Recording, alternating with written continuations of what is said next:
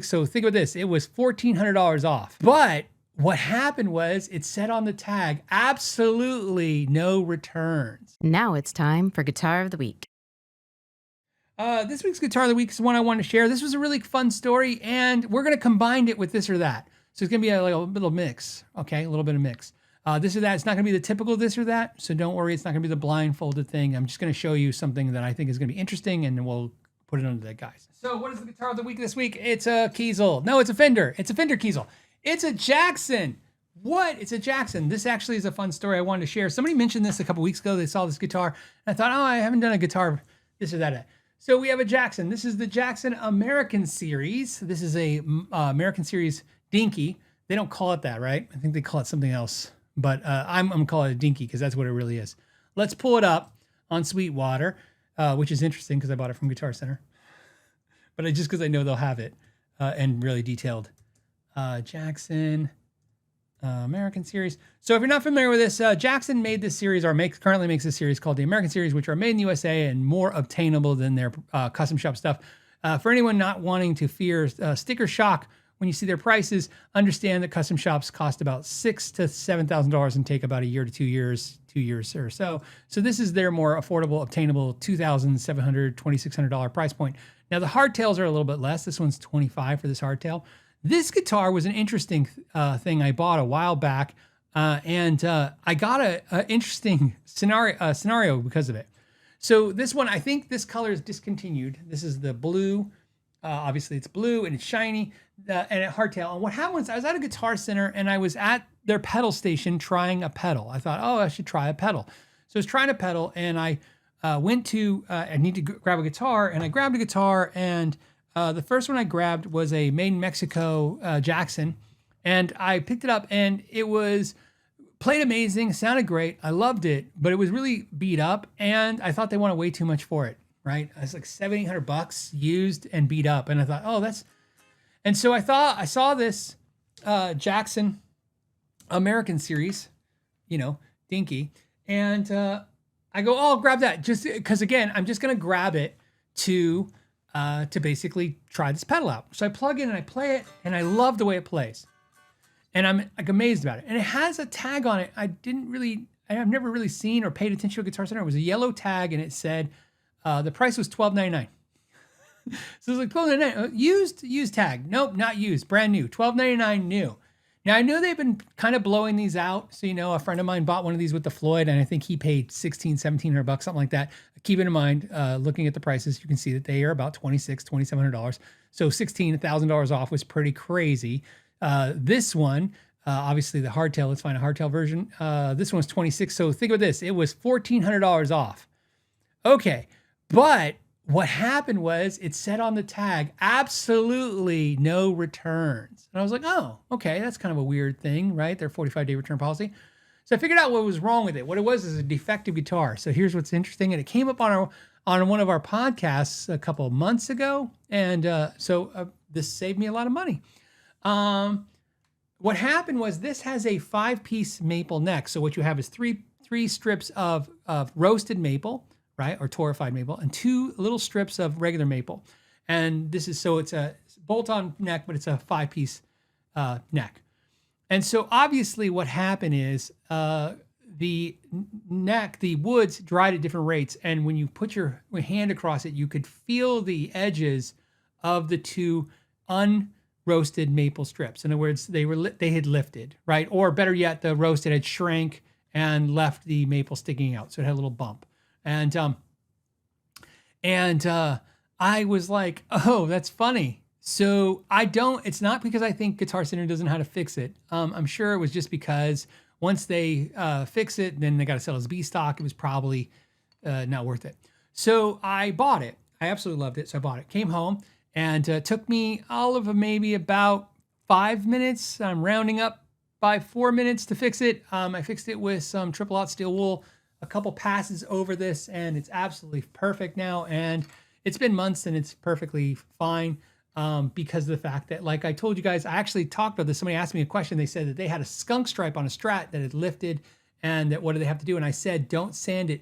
What the amount that it's changed is so minute, it's so small that you don't even have to use like sandpaper, right? Because all you're really trying to do is buff the little edge off, and then you won't feel it anymore. Because it's really not, it's not what you think. There's like, think about this. I even said that then, I'll say it here. You can't physically see it. Think about that. You can't see the lift. You could feel it, but you can't see it. That tells you how small of a lift it is. So I was able to do that.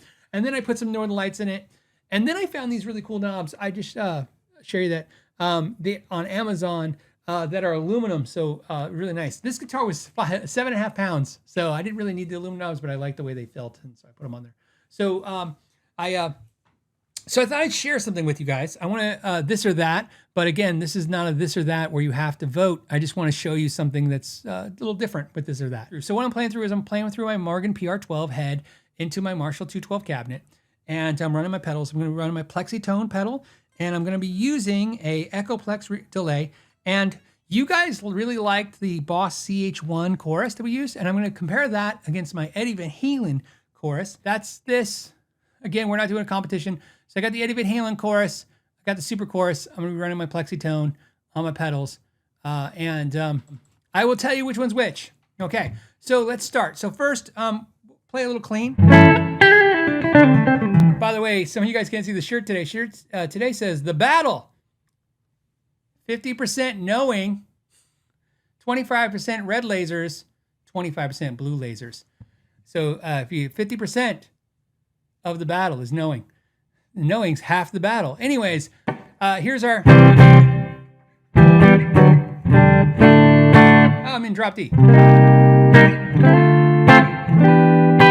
Okay, let's turn this down. Somebody's like, it's loud. It is loud. Okay.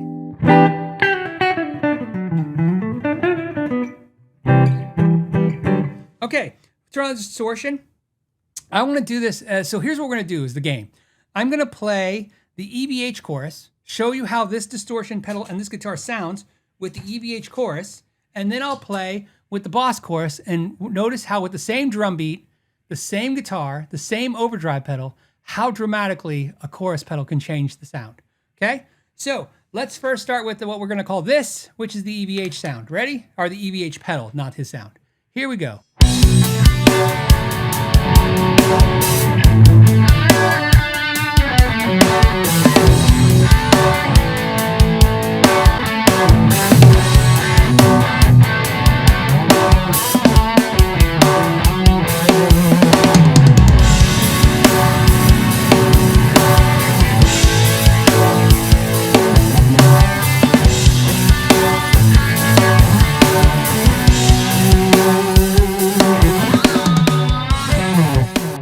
Okay, so same everything. Here's what's changing. Only thing I'm going to change is I'm going to turn this one off. I'm going to turn this one on. Okay? So notice how much difference that chorus pedal can change the sound. Okay, now I'm going to play a different riff, but you get the idea. Here we go.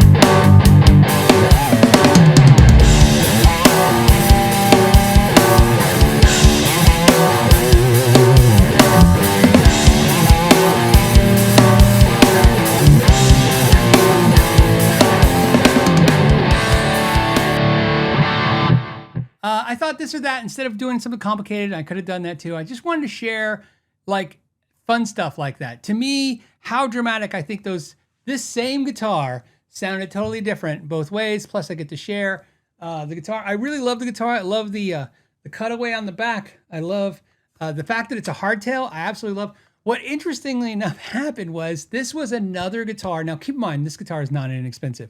Not even at the price I paid. It's a pretty expensive guitar, $1,200. It did come with a case. It came with a Jackson case. It was a hard foam case, but it was a case.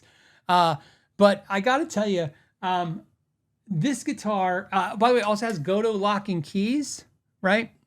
And I have to say, this guitar at $1,200 is so much nicer than a lot of the guitars that are way more money. Even though, like I said, it's supposed to be $2,000. Even at guitars at $4,000, I'm just so blown away with how good it is. And I'm happy for the opportunity to get a little sweat equity to save a little money when I did it, and I absolutely love it.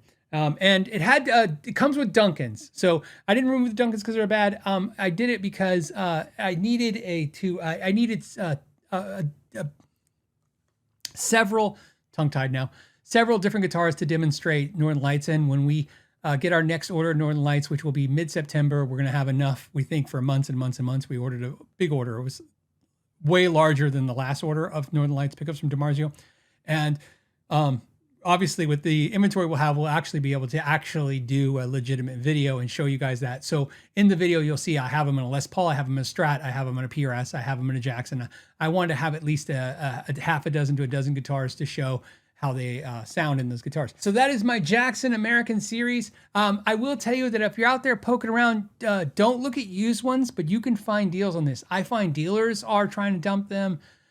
This was a guitar, I think, when it came out, I thought I had high expectations for this series of guitars from Jackson. It's essentially American-made Jackson guitar, sub, $3,000, $4,000, $5,000, $6,000. And I think one of the problems this guitar has is that the market that buys high-end Jackson guitars isn't looking for this, and the market that doesn't buy high-end Jackson guitars doesn't understand this is a deal.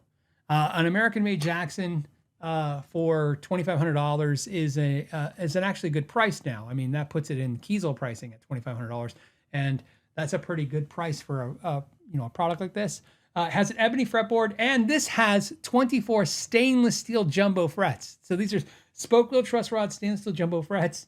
Alder body. Is it alder, or is it? It's got to be alder, right? Let's guess. Let's not guess. Alder body. I got it right.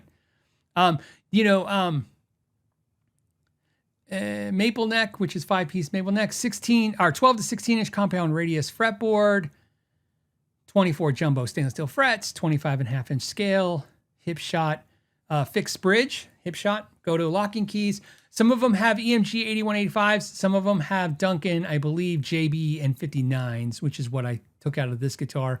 They're direct mounted, so they drilled holes to the Duncans, which I hate it when they do that. By the way, Jackson, knock that shit off. That's dumb.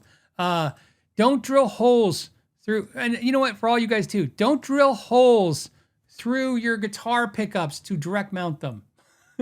Buy smaller screws, right? It does. Look, they're at Ace Hardware. Jackson guitars, okay? You can drive to an Ace Hardware. Just take the screw you have, hand it to an old guy. He's going to charge you $2.14. It's going to be like a nickel. It's going to be nothing. He'll spend an hour making sure you get the right ones too. It's crazy. It's still that way. Go there, show him the screw you have, and go. Show him the hole for the pickup and go, I need a screw like this that goes through this small hole, and then you can you can direct mount your pickups. I have a set of Seymour Duncan pickups now that have holes to them that I can't sell them off unless you're going to direct mount the pickups. So there. So, which drives me nuts because otherwise you could just, I could use them in another guitar, but now I got to find a guitar that has direct mounted holes, direct mount pickups, or I got to, you can put bigger screws in them and try to re-thread them.